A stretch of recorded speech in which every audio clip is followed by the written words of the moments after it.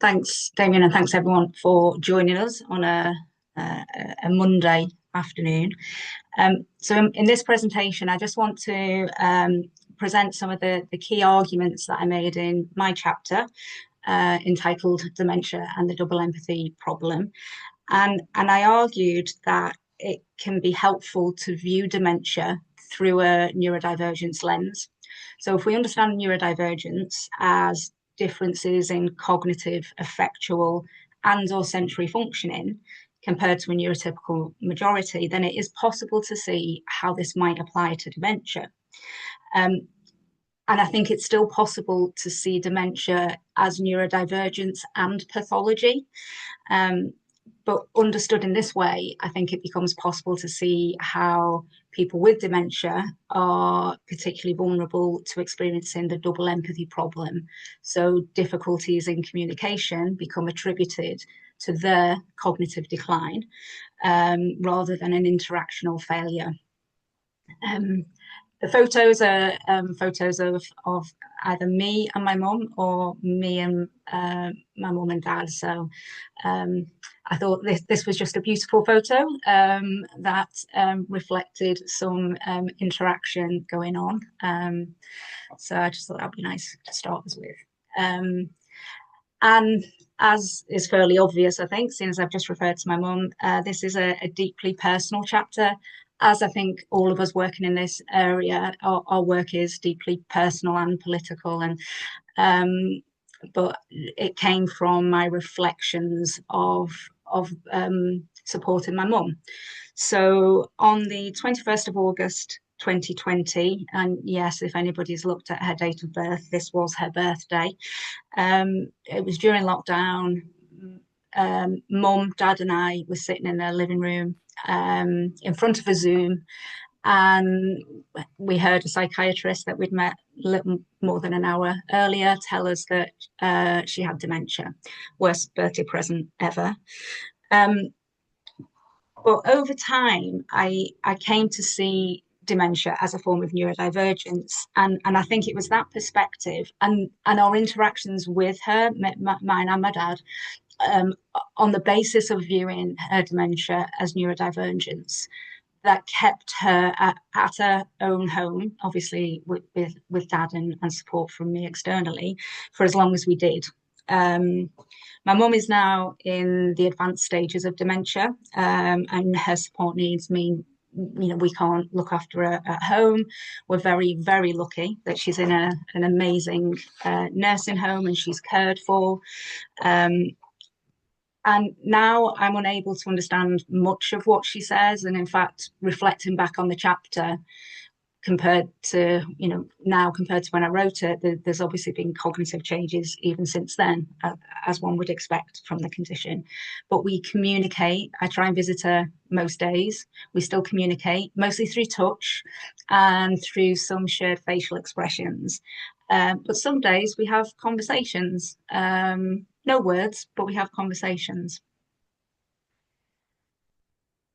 If we return to what the double empathy problem is, so a disjuncture between two differently disposed social actors, which becomes more marked the wider the disjuncture in dispositional perceptions of the life world.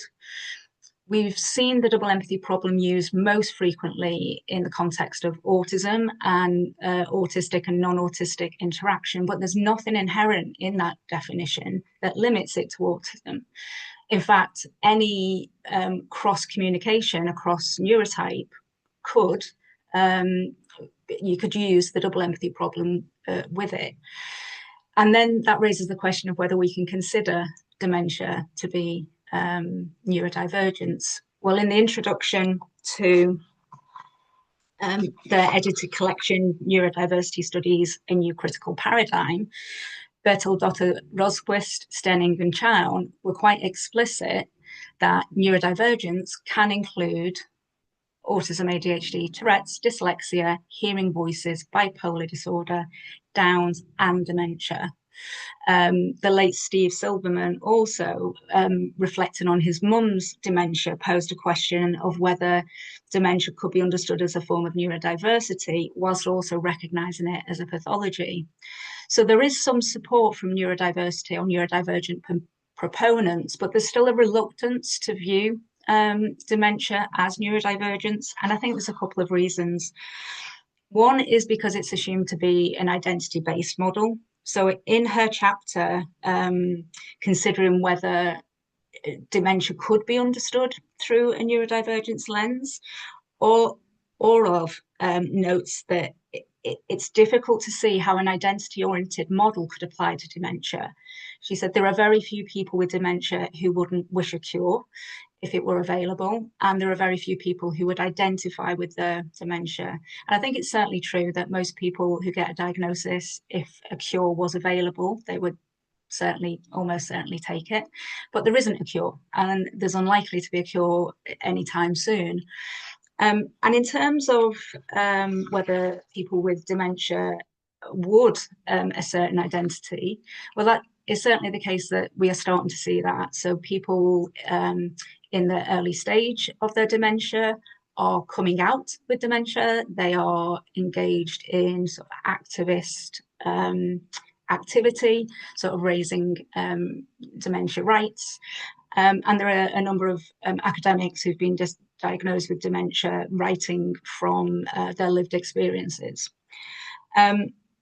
Another, I think, erroneous argument is that neurodivergence celebrates difference over disability. And I think that's a gross oversimplification.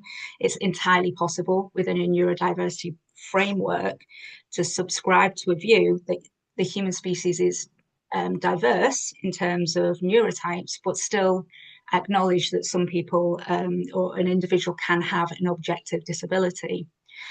And the final argument that I think is levelled specifically at autistic proponents is the argument that it's being put forward by so-called high-functioning autistic people, so therefore cannot be applied to other people who are not so-called high-functioning.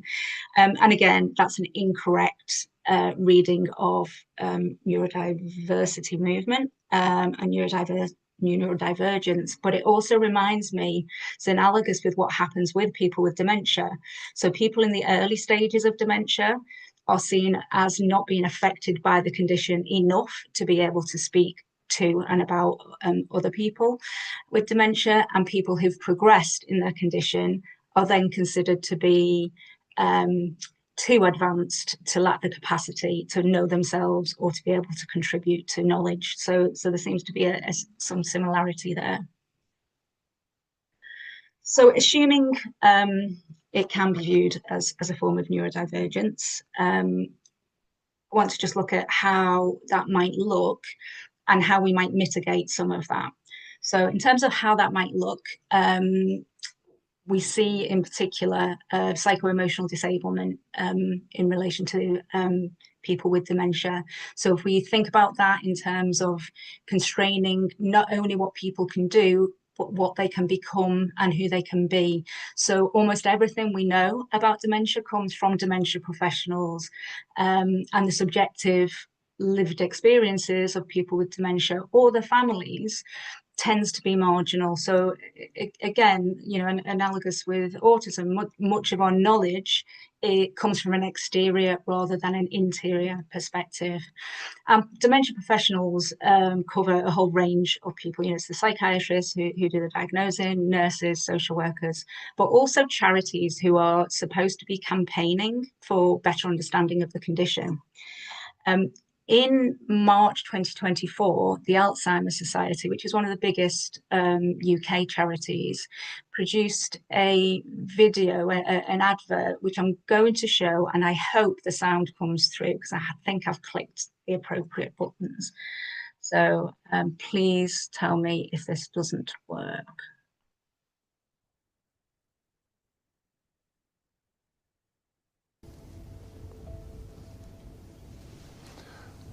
What a woman.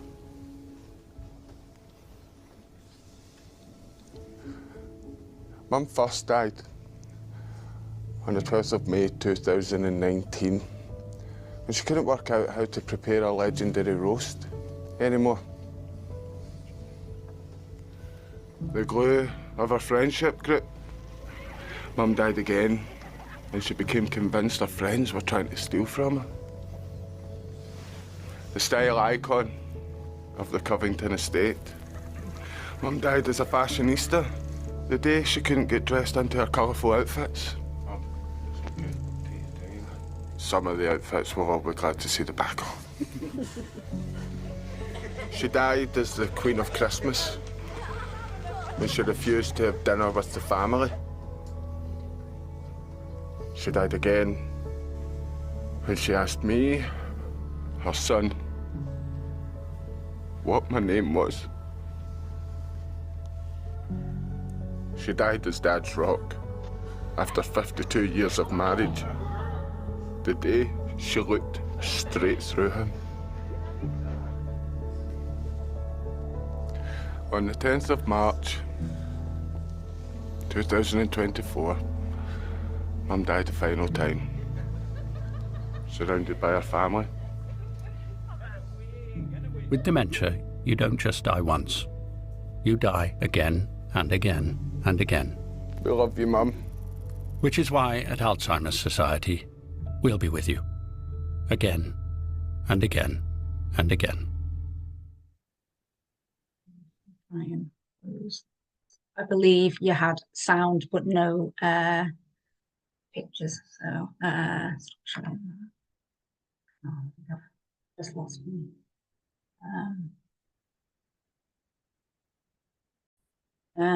Okay, well, very powerful words, and I recommend you watch the advert. So this was claimed to have come from people living with dementia, but you know, met with incredible amount of complaint. This idea of dementia equaling death is not uncommon. But when we look and listen to what's said here, you know, she died when she asked me, her son, what my name was, and she died as Dad's rock after 52 years of marriage. What is being alluded to is the idea that she's losing her personhood, that she ceases to be a person, or at the very least, the person that she once was. Seeing people with dementia as good as dead, which is a form of social death, which happens before kind of, you know, one's final death, has a physiological impact, because it does accelerate biological death, and it means that family and friends potentially stop communicating with people. As my mum's dementia developed, her communication needs changed, but she's never lost the desire to engage with other people. Even now, in her advanced stages of dementia, she expresses her wants, her needs, her dislikes. She, up until relatively recently, engaged in very lengthy conversations. And during this time, myself and my dad, who had a very steep learning curve, taught everything that we know about neurodivergence. And I did a bit of teaching with my dad, but it seems he could do it naturally. And we just worked with her in a neurodivergent informed way. And I just want to give two examples now. First is around her environment. So I think at the heart of the double empathy problem is the fact that all interaction is socially and contextually situated. And if we accept that, then an environment that somebody's in can either have a positive or a detrimental impact on an individual. And we used Studio 3's low arousal approach to begin to just reduce the demands that were made of her, avoiding triggers, giving her time and space. So her things that used to give her comfort and a sense of routine and familiarity, her weekly trips to the hairdressers, became overwhelming because it was too noisy and the smells in there, and there were too many people who all wanted to say hello and pass on best wishes. And as the condition progressed, we just booked her in at the end of the day, and it was just me, Dad, her, and the hairdresser. And there was something in her muscle memory that when we got there, she was really settled, and that was fine. As things continued and progressed, we just made fewer demands of her, and met her where she was in the moment. And one way of doing that, meeting people with dementia where they are, is through what's called a validation approach. So people with dementia often experience time slips where they will believe and will be experiencing themselves at a different point in their life in time. And although that was different to us, we just met it, we just went with it. And by doing that, the person with dementia, the worst thing you can do is try and reorient them back to your reality. The person with dementia then has their subjectivity validated. And the other approach that we used, which I didn't know was an approach when we were doing it, is adaptive interaction, and it comes from intensive interaction. So that kind of using our partner's non-verbal body language. So my mum's always been very, very animated when she communicates, to the point that we used to say if we held our hands together, she wouldn't be able to talk because everything moved when she talks, and still does. And even though now she doesn't use any clear words, I know when she's telling me some gossip. She'll lean in with her body and she'll come right to my ear and she'll tell me something that I know is really special and I can't tell anybody else, but I don't know what it is. The important thing here is to recognize that the person, even if I don't understand that, is being intentionally communicative. Whatever is going on is intentional, and the communication just involves a lot of mirroring back, mimicking, but not in a sort of dismissive way, but copying body language, to again, up until relatively recently, to anybody looking from the outside who couldn't hear us, or we'd just be looking like a mum and daughter just having, a catch up. And I think understanding interaction in this way is a really important challenge to the dementia as death narrative, because our personhood isn't based in our cognitive ability. Our personhood is embodied and it's intercorporeal. My mum doesn't know that I'm her daughter anymore. She knows that I'm somebody important, I think. I think when she holds my hand, I think when she smells me, there's a connection and a recognition. Our memories are embodied, as is our subjectivity.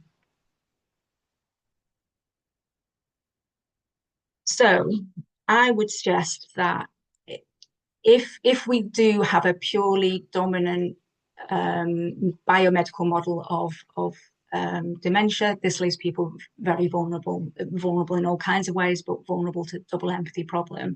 And I think a neurodiversity lens can go some way to challenging that and to help us mitigate and to think about how we might interact differently. It's now over 5 years since my mum had her diagnosis, and during that time, her relationship has changed. It's changed a lot, but I'm not saying a long goodbye. I'm not weighed down by anticipatory grief. I'm far too busy being with her in the moment and making meaningful, albeit momentary, interactions together, and inspired by Paul's angry poets, Heger's haikus and tankas. I've done my own tanka. So what's the long goodbye? Grieving for someone still here as though they have passed, but you're very much alive in this moment with me. Thank you.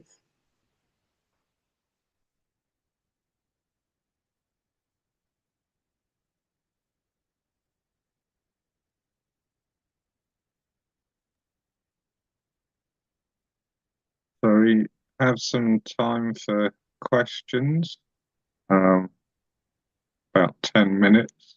So, or any comments regarding that? There's been a bit of comments in the chat as you were going along.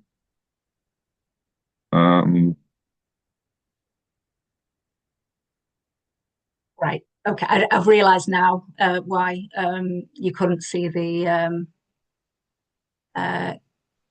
video, but the link is there. So yeah, I think the social death is really important in relation to dementia, and it's the thing that starts, very quickly. And I know my mum did it. It's just that last that loss of confidence.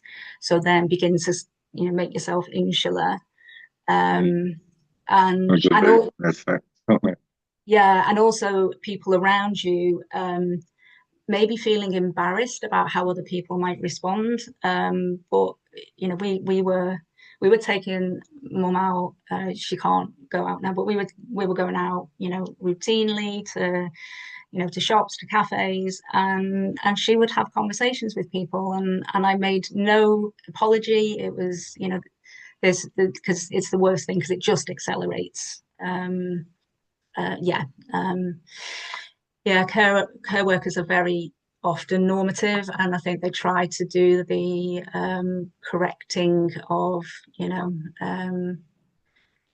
somebody was asking for their husband, and then being told my husband's dead. It's and my dad passed away 2 years ago, and we made a very difficult decision not to tell mum. Of course, she knows, because although I may hug her, I don't feel like him, who she was married to for 60 years. But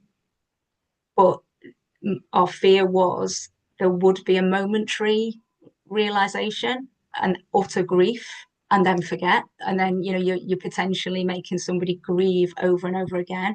So again, it's that thing about meeting somebody where they are. Right. The whole thing around validation makes me think of therapeutic relationships generally, and the damage that can be done through invalidation, and makes me think of certain psychiatrists that I've met along the way, personally. But I'm sure everyone here will have their own things that spring to mind, and it's this, with anyone, that can cause a great deal of harm, especially if you're in a more vulnerable situation, powerful others. But when there's things like memory loss or confusion, then, and highly emotional topics, then this stuff needs to be taught to support workers a bit, so they're somewhat prepared in advance for these sorts of issues.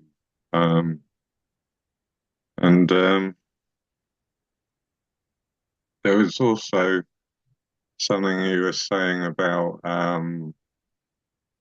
around social death, and that kind of thing relates to the talk I did last week on Goffman, because Goffman all those years ago talked about, in social interactions, those who are treated as non-persons. Yeah. And the example he gave was servants in a sort of noble kind of shindig type of thing, who are just treated as if they were furniture, just not to be considered or interacted. So on a class basis, there was that kind of non-person in social interaction. And so it's interesting parallels you can think about with a lot of this stuff. Yeah, definitely. Thank you for, I just spotted, Damien, yes, intensive interaction is not mimicry. It is that learning somebody's language, and I like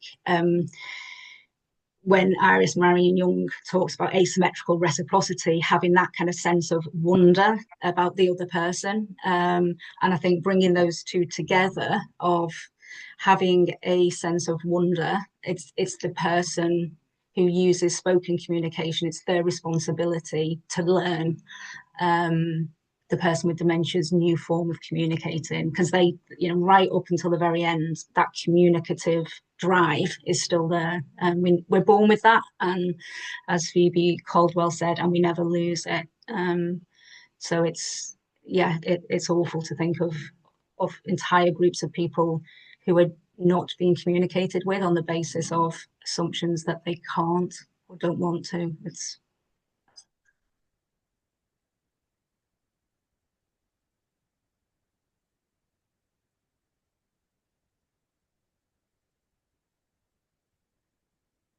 there any questions or comments people want to make?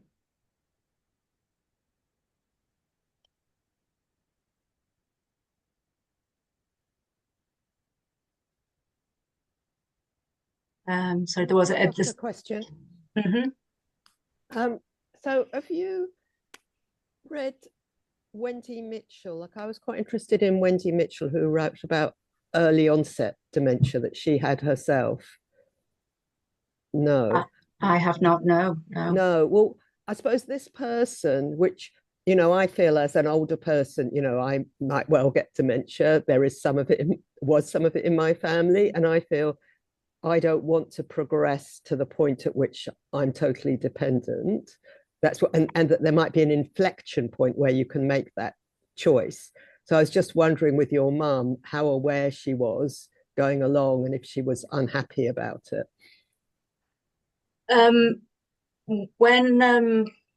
When we went for power of attorney, obviously we had to meet with our GP, and now obviously a person's got to have capacity, but be at a point that they can't actually manage things independently. And the GP explained what would happen, and she said, "Do you understand what that means?" And yeah, and then she went, "Yeah, you're going to put me in a home." Joking, she said, "You're going to put me in a home as soon as I've signed that." So I said, "No, I think you know what that means." But there were also points, because my mum's condition, I suppose, like many people with dementia, it was very, very slow and then very, very quick, and that was very unpleasant. And there were certainly things that she said then about her condition and her life that are still really it's really still really hard to think about, and I don't know. I wonder how much some of it is about that notion of dependence on others, and we live in a culture where independence and the cognitive, the rational cognitive mind is valorized. So once we begin to lose that sense of independence, how much all of those discourses feed into it as well. But yeah, there were certainly times that she was very unhappy about having her diagnosis. Thank you. I meant to start by saying I just thought that was absolutely brilliant and very helpful and broadening of perspective talk. So thank you. Thank you so much, Caroline. I really appreciate that. Oh, got a couple more hands up, but we need to be moving on to the next talk. Put them in chat, and I can try and answer them there. So Allison can answer them there.